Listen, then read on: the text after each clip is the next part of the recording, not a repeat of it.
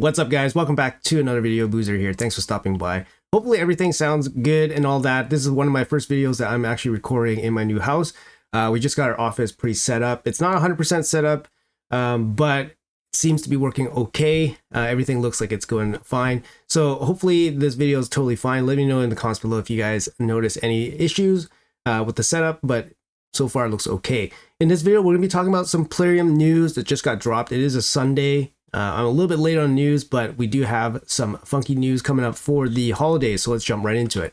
All right, so on the 24th, right here in this note from Plarium, we are having a 2x event on Primal Shards, and this is the good event where you actually get the boost on the legendary and the mythical champion for the boosted event. So currently, you can kind of see here with the Primal Shards, 1% chance at legendary, 0.5% chance at a mythical. Gonna move this down a little bit. There you go.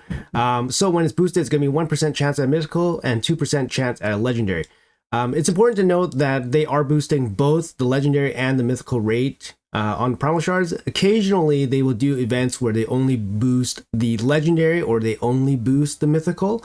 When they boost both, it is usually the best event to basically pull your Primal Shards. Just in terms of like total value, getting legendaries and mythicals. Obviously, Primal Shards are for getting mythicals, but if you get legendaries as opposed to mythicals, you're still getting something at least. So we have that coming on the 24th. Alongside that 2x Primal event, we do have a progressive event happening as well, 15x up to 25x, of course, standard progressive event for the following champions. So first champion we have on the list is a Gragas. A Gragas is a faction unity champion from the Orcs faction here. So a Gragas, HP based, not really a damage dealer, but has support elements like shield here, AoE provoke. Also brings damage potential. Basically, all your champions less than 50% HP can deal more damage. You know, it's kind of a mixed bag with a Gragas, but I think more of a support champion, and this damage boost is definitely useful.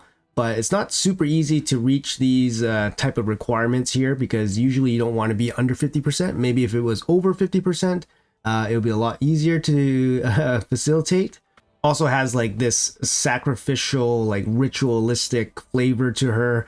Whenever an enemy dies, increases HP, attack, defense, and speed on all allies. Whenever an ally dies or ally kills an enemy, grants an extra turn, instant turn, sorry, occurs once per round.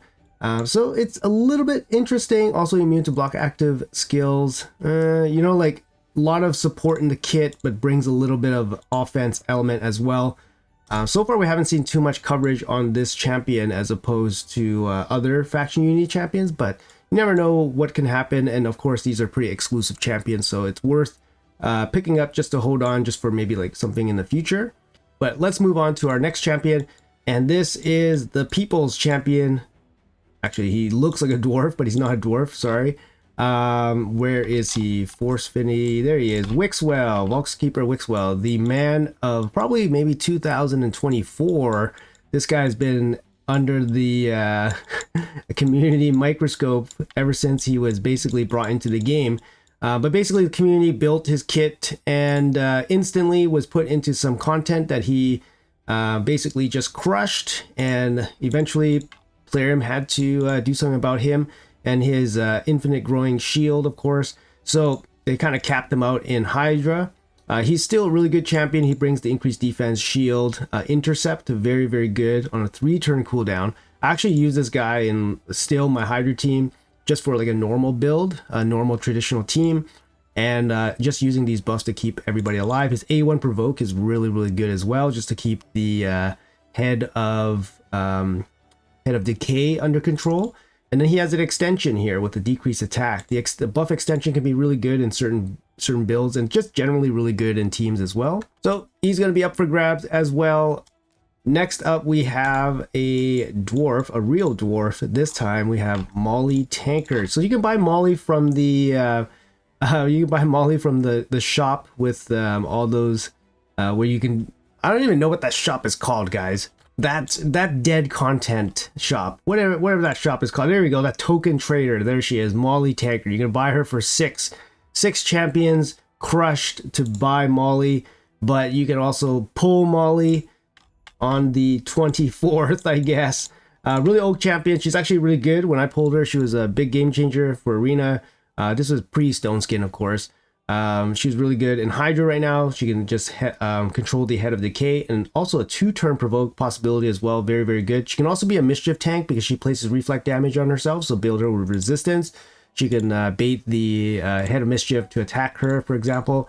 She brings a revive, which is really good, just in case you have an auto team and you need her to pick somebody up if you're running Hydra, for example.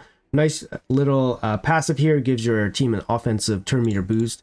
A1, not going to really do anything here. But yeah, overall, a simple kit, but pretty solid. All right, up next, we got another Orc champion here, Matriarch Zarguna.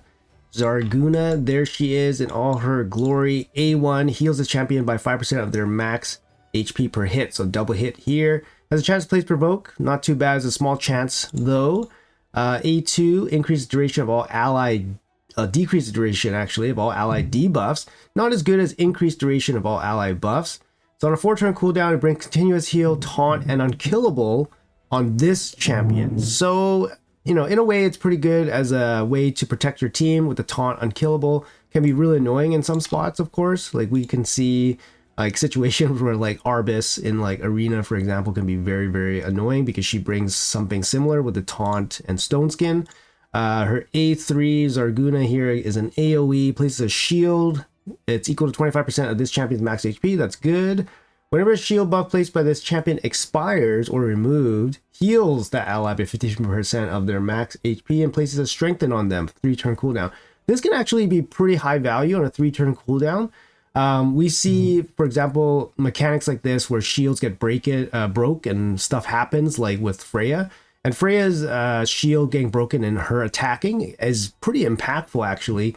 I think a little bit stronger than this, but the heal plus strengthen means that your team basically just stays alive all the time, which is really, really nice. Her passive synergizes really well with her kit. Allies under shield receive 10% less damage. It's very simple.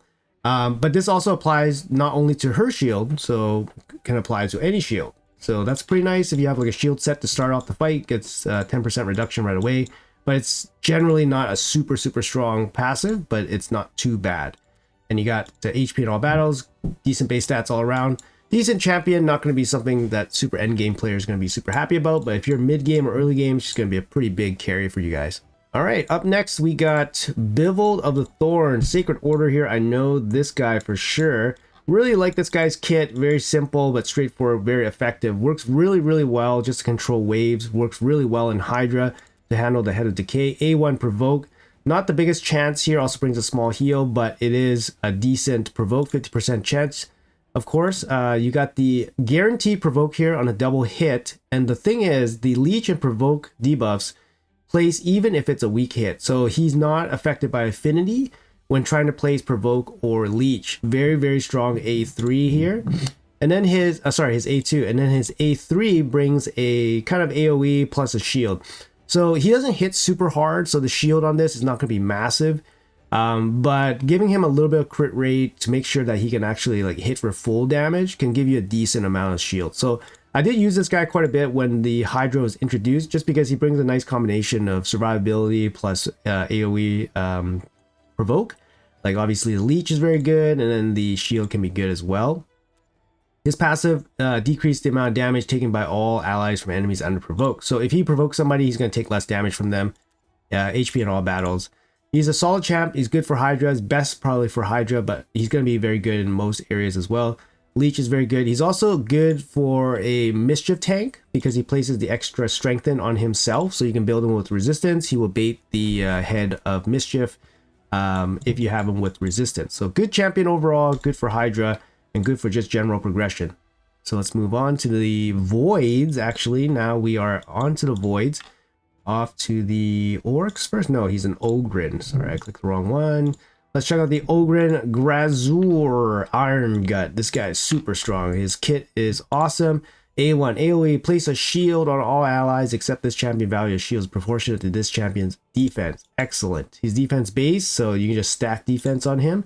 A2, another AoE, heals this champion by 10% of that damage dealt. Increased duration of all buffs.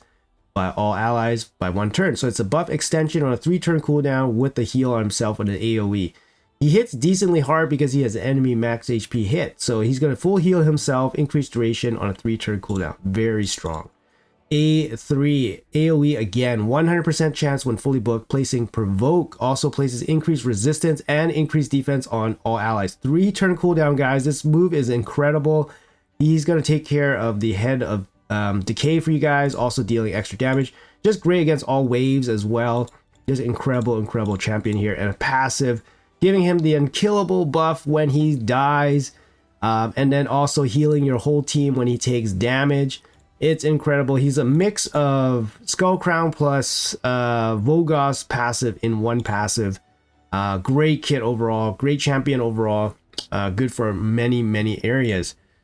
He's up for grabs as well, starting on the 24th. Up next, we have another dwarf. We have Tormund the Cold, that is.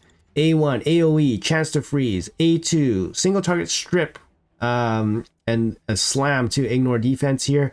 A3, AoE provoke, also places block buffs as well. And the passive, whenever the enemy has their turn meter filled, has a chance to place freeze.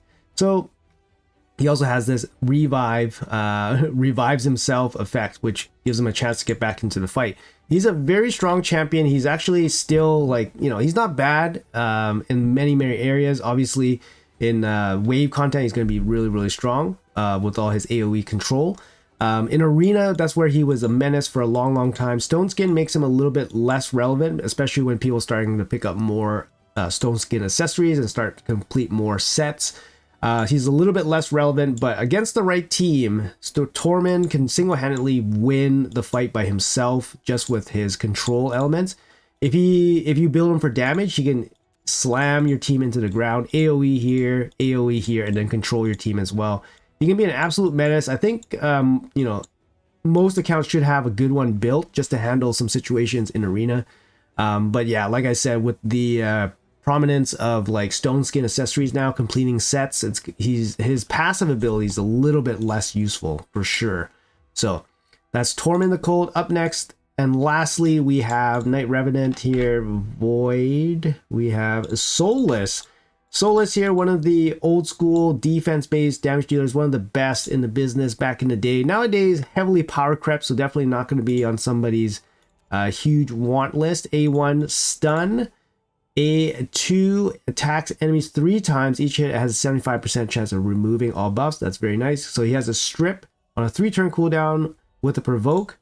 And then he has another AoE, increase all duration of all debuffs on each target by 1 turn. Then places provoke on all enemies for 1 turn. Places a shield on his champion for 2 turns, equal to 30% of the damage inflicted.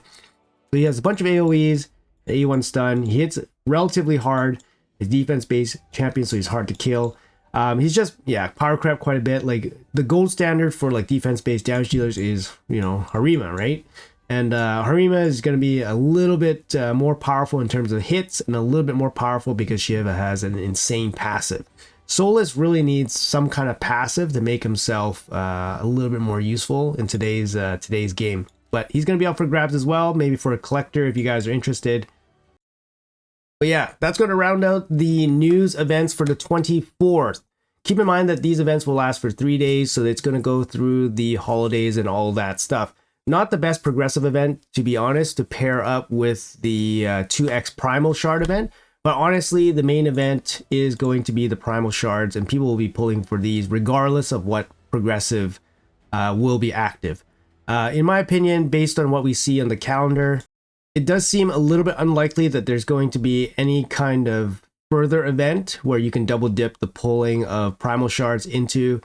The only thing that maybe stands out would be maybe a Deck of Fate. Maybe a Deck of Fate starts on the 24th and extends until the Thursday, Friday champion chase. Maybe.